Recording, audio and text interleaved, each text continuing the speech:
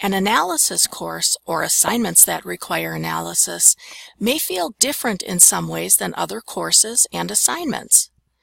So what is analysis, and how do I analyze something? According to dictionary.com, analysis refers to the process of determining the best option by analyzing the information, options, and the elements provided.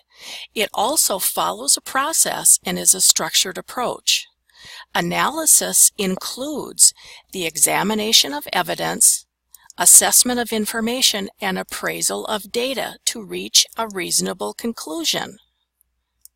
Think about a sports analyst or a business analyst.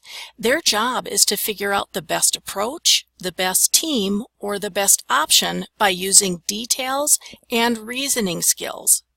This involves both information exploration and also critical thinking.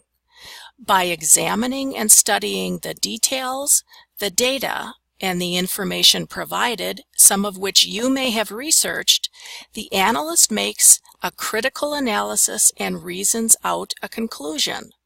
It is important to remember that analysis may feel theoretical and interpretive at times, but it does follow a process and is a step-by-step approach to evaluating the information to reach a conclusion.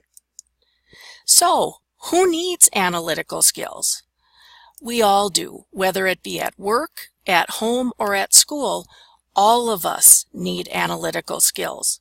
For example, a human resources worker may need to hire someone, so they analyze the best candidates based on their skills and accomplishments. Using analysis, they reason out the best person for the job. People in the marketing field analyze how people respond to different things.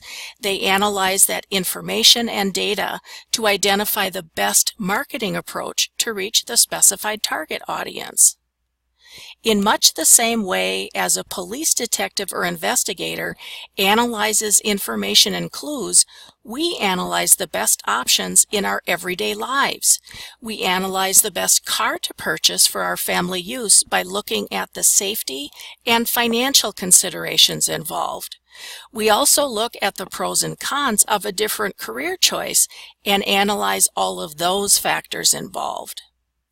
So let's get back to the school setting and your analysis in your courses and assignments. Remember to use the details, data, and information to make a critical analysis and reason out a conclusion.